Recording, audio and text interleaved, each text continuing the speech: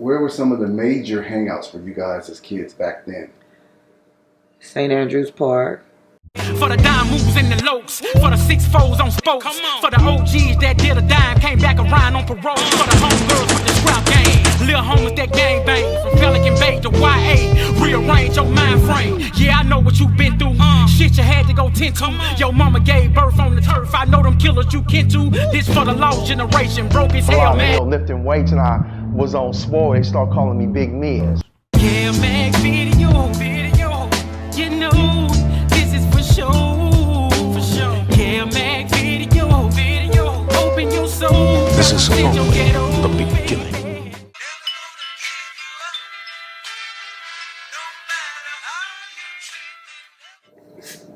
Like everybody would say Sportsman's Park.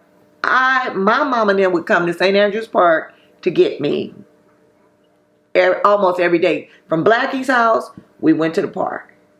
We did make some stops at Jesse Owens. Miss Hardy's house was another hangout, 113th and Dinker. We got called. We in the Blackie's house ended up getting shut down before. I think Miss Coward caught on to us before it got really, really, when the Crips started growing, getting big.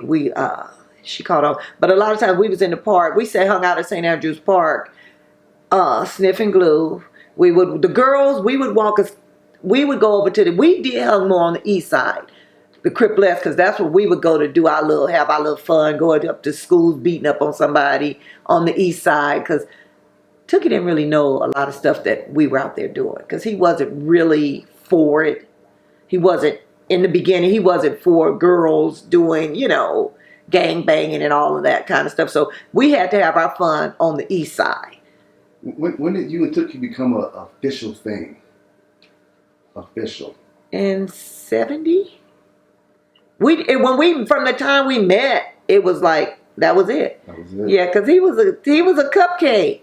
Yeah, that was it. From the time we met, like when I read his book, I'm like, when did you do all that?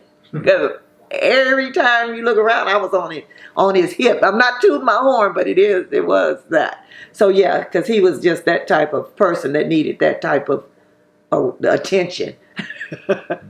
So, I want to ask you about any of your memories of Centinela Park and the school banning. Who? Centinela Park. Now, Centinela Park, I want to say when the Centinela Park era came, I believe I had my son. And once I had my son, my gangbanging was like, when they came up, when I hear this, and I made this statement, I made this comment to somebody. We were debating about when the Criplets came on the scene, and I'm like, yeah, I didn't stay out there because I became a mom, but I birthed it. And then I hear birth of a Crip. I'm like, yeah. And I had said that. I'm like, damn, I birthed. That was my thing, my motto. I birthed it. I ain't trying to take no claim. It went on from there, but I birthed it. So when Centinela came, I would hear. I'm working for the phone company, so I'm on some different stuff by now. So I would hear things about it. So Centinela Park, I really didn't deal with a lot. So those are the last days of That's when it started. Yes. Yeah. That's when the things that I read about, I'm like, oh, dude, you was out here tripping. But I knew it was the drugs. Now, banning, I wish we could have places like banning now for our youth. I really do, because banning was a game changer. Yeah. Explain Bob Simmons' home and how did you land there? Well, Bob Simmons, he was an awesome guy. Bob Simmons, I ended up there because I was what they called incorrigible. I kept running a runaway. And when back then you had to be reported because the parents was held accountable. So I ran away all the time. I stayed at Miss Hardy's house most of the time. And my mom Tookie them, I don't know how I don't recall who it was that was sentenced. Somebody had caught some type of case, and they got sentenced. Somebody in our circle was sentenced to go to Factor Brookins. And when we got wind of, I don't recall if it was Tookie, Voodoo, I don't know who it was. Tookie says in his book it was Voodoo. Okay, so they have been. So then when we got wind of it, then they take girls. So now, I can be with him. And at this point, my mom was probably so fed up with me hopping out the window.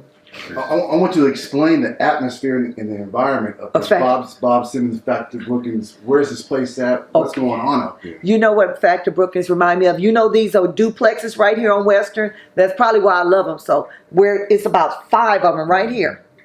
It was duplexes. Just rows and rows of duplexes. Really, we had apartments.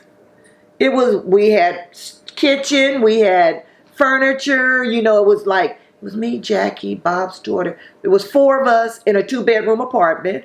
So yeah, and we ate good. It was co-ed like that? Yeah. No, girls on girls, no guys. Okay. No, but you know how that went. So yeah. And you was friends with Bob Simmons' daughter. Yes, Annette. I think her name was Lynette or Annette. Net. We called her Net. I think she was cool. We lived together.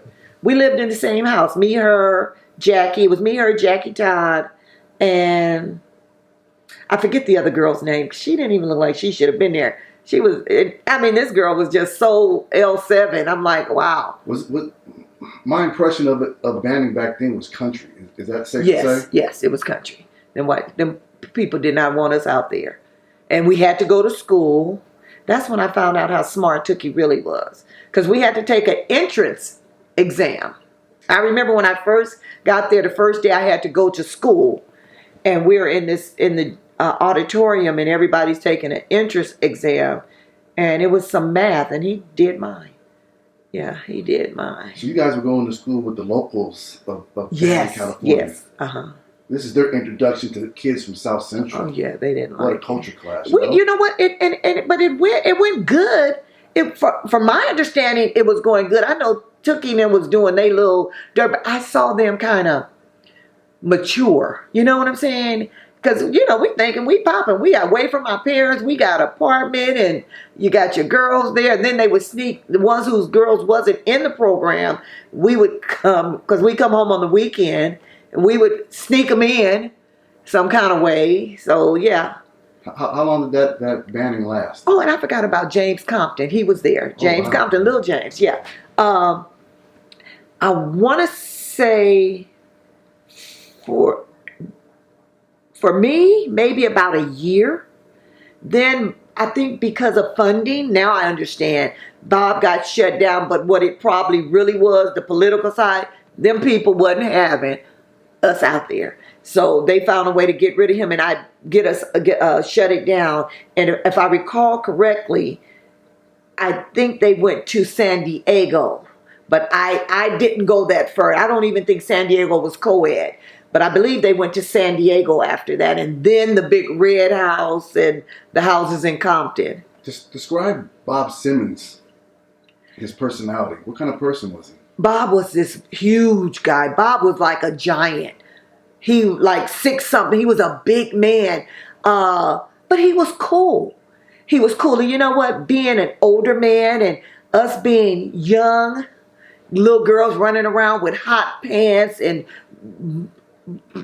tank tops and crop tops, was never uncomfortable around that man.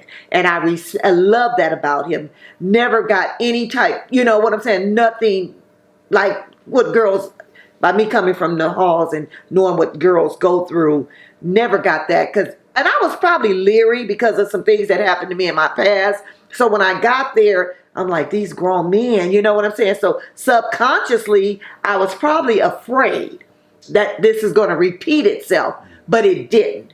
From none of the staff. It was just, nobody ever said. So he was a dad in a real way. He didn't play. Bob really loved Tookie. Sweetback kind of slithered himself under him. He was kind of like, he slithered himself under him, but I would see Bob loved Tookie. But Donald was a little bit more mature though. And he was on a mission to be Donald probably could have ran one of those homes if he hadn't got off on the wrong track, because he was hungry, and he was serious about the program. He kind of changed in a good way. How did Bob keep these kids in line? Because you read these articles on banning; these are the worst of the worst. Yeah. So what tactics and disciplinary maneuvers did he use to keep Big Took and Sweet Beck and James Compton in line? Respect, and he was good to us. And I'm not gonna say he bought them, because they didn't play with him, but he did make you nourishment. What's the word I'm looking for? Maybe he nourished them. They never challenged his authority? Not that I saw. I mean, we had other hotheads that came and challenged, but I never know Tookie or none of them to disrespect. We wasn't disrespectful. Our parents didn't even know about the Crips. We out here doing all kind of crazy stuff until it hit the headlines. They didn't know until it hit the newspaper. And you're referring to the Palladium incident? But even before the Palladium, we mobbing and doing things. The Palladium was the first big incident, yes. So you could say the Palladium. They didn't know what we were out here doing.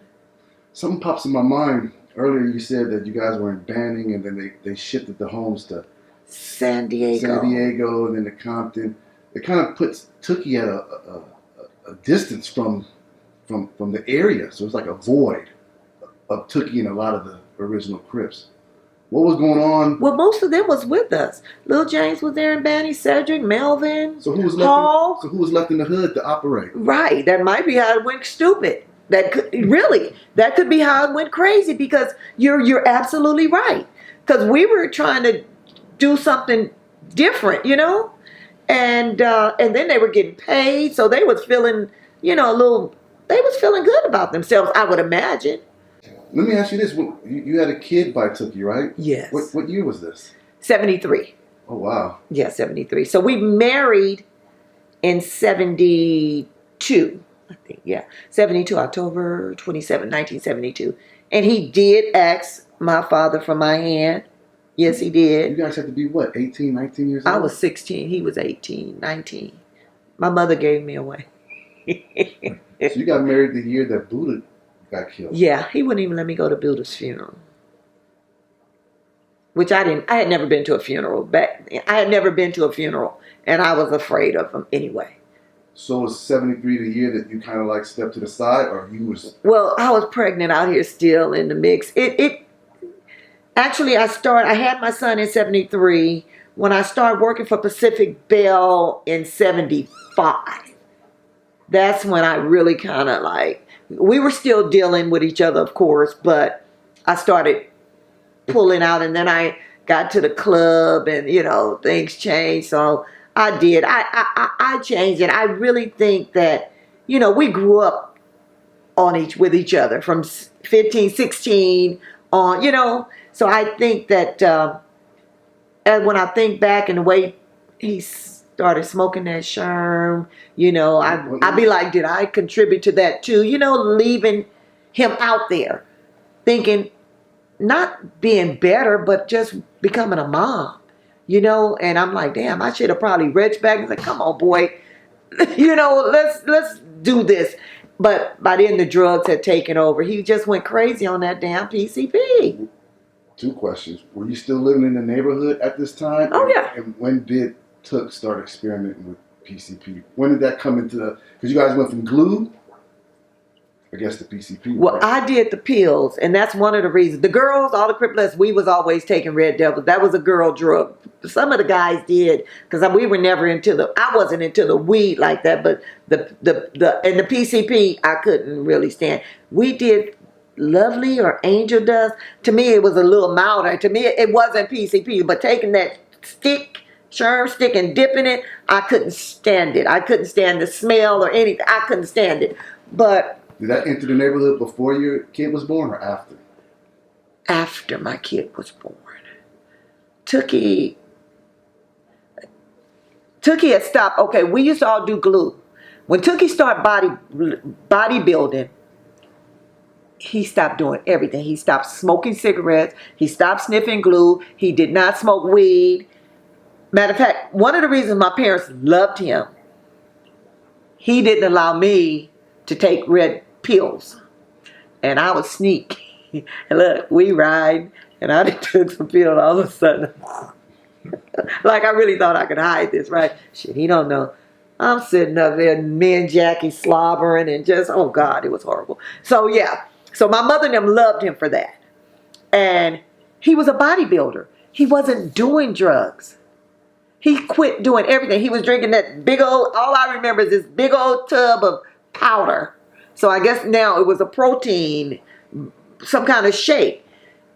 He got introduced to my poor Blackie. I guess he's just a little demon. Look, he got introduced to PCP through Blackie. Blackie had became a hustler. I guess Blackie was selling water. I remember when this happened. Blackie was selling water. Tookie went over Blackie's house to lift weights. They hit a sherm stick. This fool realized he could bench press 500 because he didn't hit this damn sherm. So he honestly, and I told him to use this in his defense, he honestly used PCP as a steroid. He wasn't doing it for the high. He was doing it because he was a bodybuilder. And it would enhance his workout. And in the midst, he became addicted. When he became addicted, it took over his mind. That's when all this, he wouldn't be in prison if it wasn't for PCP. Because Tookie he wasn't a robber. He wasn't a jacker. He asked for what he was so big and he was so known, he didn't have to, if he walked up and did this, they would hand him whatever he was asking for. He didn't even talk much. He didn't have to. He didn't have to. So you knew Tookie pre-bodybuilding? Yes. So was he had a small frame? He always had, he had a small frame. And I've seen some pictures in the book, I think, or on the internet when he was small. He always had definition. I think just by nature he was cut. But yeah, I've seen him explode into... Where was Tookie living at when you met him? On 91st in Butlong, between Butlong and Vermont. Really? Who was living in the house with him? His mom. It was him, his mom, and his sister. Was Fred there? Wait, Fred, no. They was like the Brady Bunch Parker's family. His stepdad, Fred, lived on 69th. Miss Williams lived on 91st, or was it 90th? 90th, 91st, and between Butlong and Vermont. That's where he was living when I met him. So 69th is the stepdad's house. That's the stepdad's house. That's where we ended. And then they end up merging. They end up moving together. While he and I was together, they lived on 69th. And that's why I would go over there and, the family thing. When you used to go over there on 69th, did you ever bump into a kid named Cutes? Yeah, I know Cutes. I forgot about Cutes and Mousy and them. They were around too. Cutes, Mousy, all of them. Yeah. Oh, yeah. Yes. Yes. Yeah. I forget who else. Yeah, Cutes and Mousy and them. They were all around. Yeah. I want to touch back on when the Palladium thing happened. Did you see a shift in the atmosphere after that, as far as with the Crips and the police in the city? Did things change at that point for the Crips? You know what? And you guys probably can do more research on this. The shift changed with and I mentioned this before, with Tookie, I saw the shift change when as he started getting bigger, as far as his size, and when he got that Lincoln Continental. Because I tell you, as far as the police, and I'm sure things were changing in the streets, but we were kind of just hanging, trying to probably become little young adults. And when I tell you, I saw the harassment and the frustration in him, because if we left here, going to my parents' house on 106th in Vermont, Lennox would stop us on 108th in Hobart. We turn there. We get to 108th and Dinker. We pulled over again. They tearing up his car. We get to Normandy and 107th. And I'm visualizing the routes because this literally happened all the time. We get to 107th in Normandy.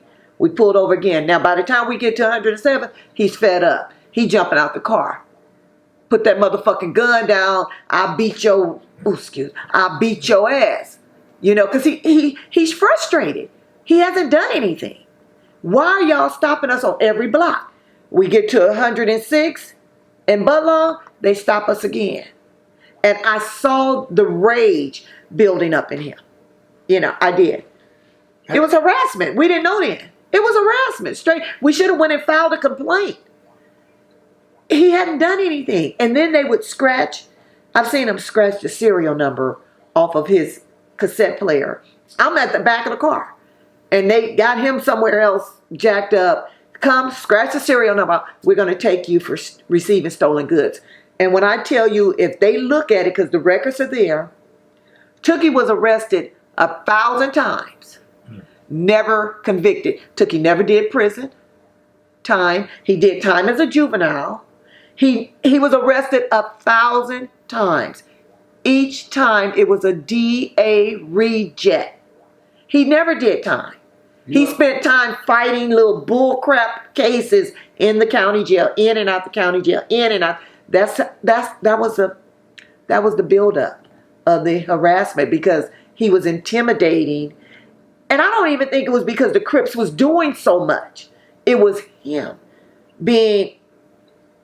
getting so big, you know, and just intimidating to people. What were some of the rivalries that were going on as far as other gangs with the Crips during your time? What them people over there in Inglewood, I still don't like. I be still nervous going over there. Them folks, who is that over there? Is that the bottom? The chain gang. I still be scared over there. It might have been the chain gang. You know what? I still be, right to this day, I don't like over there because they gave us the blues, whoever them people was. What do you mean by giving you guys the Because they used to fight. That's who they was into it with all the time. Those were the people that I remember that they looked out, that they watched out for. Were they coming to St. Andrews Park or when you guys went to Inglewood? Either both. Both. They gave them the blues. Whoever them people was. Because I'm telling you, I'm still scared to go over there. Have you ever seen anybody physically challenge Tookie face to face, mano a mano? Yeah, well, once it was that Mr. Peoples. It was one of Mr. Peoples. Them. I had a party on 106, and the party was going good. Here come Tookie and Erskine, and next thing I know, I look out in the front yard, and he done squared off with I believe it was Mr. Peoples, but Erskine, and this is just Tookie's personality. Erskine. Tookie squaring off with the guy. They didn't fight because I think my mother or somebody came out. But then Erskine like, no, he wanted to fight the boy. And that was it. But for physically, no, I've seen him slap somebody and take him over into another car. Yeah, oh my God. Yeah, he slapped that boy so hard he went to past two cars and landed on a third one. And he would always pick people up. His thing was picking them up by the mouth. Sean looked like, huh? Yeah. So because he really wasn't, Tookie really wasn't mean. He really wasn't. No, for real, he wasn't. I know that sounds crazy. He was not. He was goofy. This dude was silly. Big kid. Tookie was silly. Jokes, Cedric, we spent our time laughing and cracking jokes and stuff. He would pick him up by the mouth. I don't know where he got that. That is kind of mean, though. Huh? You just want to lift somebody up by the mouth. By the mouth. That's just tearing your love. I got two more, but go ahead. Did you go to Venice Beach with Tookie? No, I did not. You or you didn't want to go? I did not want to go to no Venice Beach because I didn't like. First of all, I didn't like Jamel, and that's another story. And the reason I didn't like Jamel because although Raymond irritated me because Raymond wanted to make us tough and he wanted to shadow box, but I'm like something personal here because you hitting me a little harder than you hitting Jackie him. I ain't stupid. Shit, what the fuck going on here? I'm West Side and you East Side and no. Maybe he had a crush on you. I don't know what it was with Raymond, but he would always, every day, he would want to fight and wrestle. He would throw them down. No, you ain't slamming me down, dude. But and him and Jamel was supposed to fight every Friday while I was at Fremont. Every Friday they were supposed to fight, and Jamel would never show up. I think it was the Avalon Gardens. Yeah, we go around there or vice versa. He's supposed to come. He never showed. So when Tookie popped up at my house one Thanksgiving with Jamel, I'm like, he can't come up in here. Because all I knew, I'm like, you don't know. So I'm assuming Tookie didn't know the beef because we on the east side. And he probably wasn't aware that this dude ain't cool. He ain't our friend. Like that. That's what I was thinking. So you viewed Jamel as an outsider. Exactly. He was the enemy to me. Yeah. So how did him and Tookie end up bonding like that? Lifting weights. And when?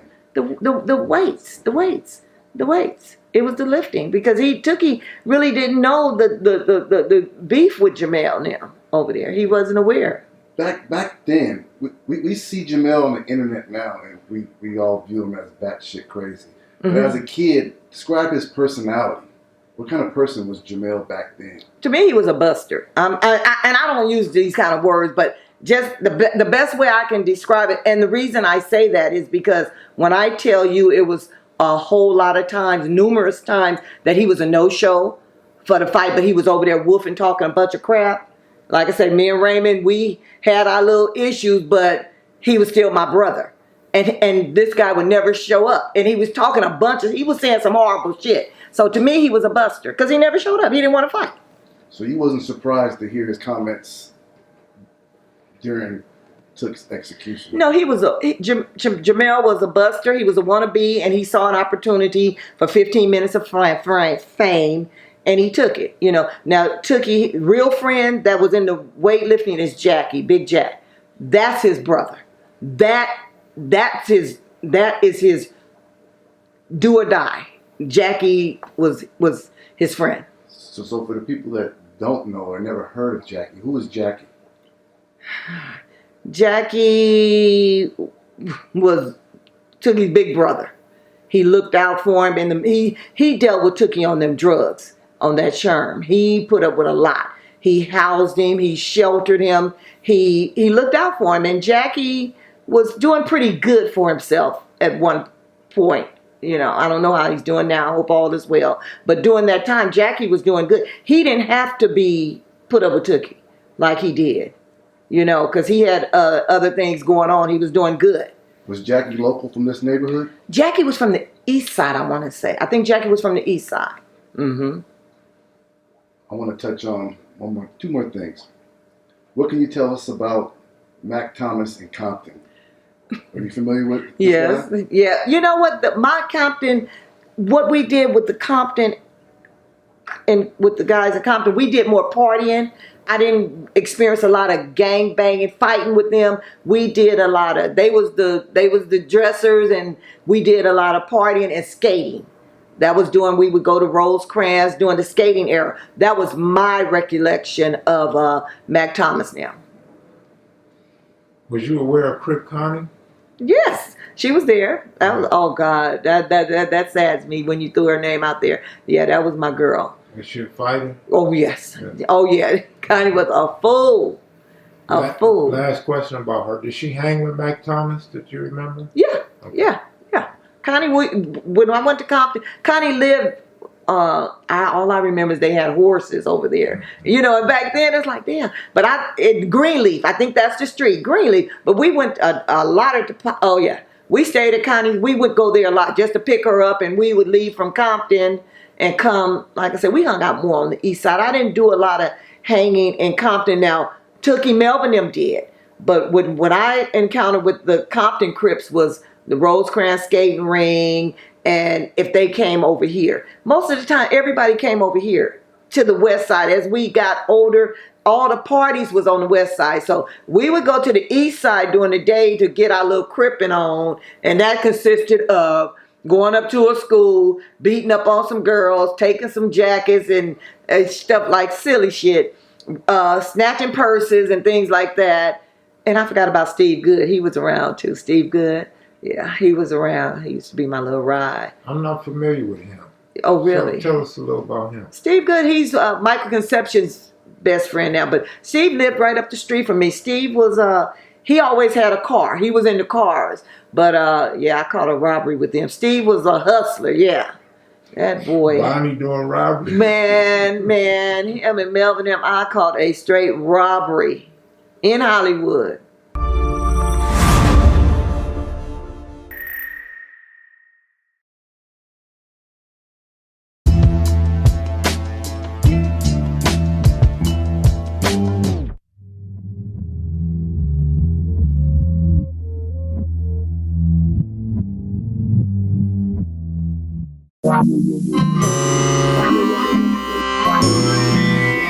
Sitting reminiscing on the days of way back. Big kid, double folders, gun holders with the gym on the rollers. Keep taking the fire, but the dope shots don't make dollars. It don't make sense.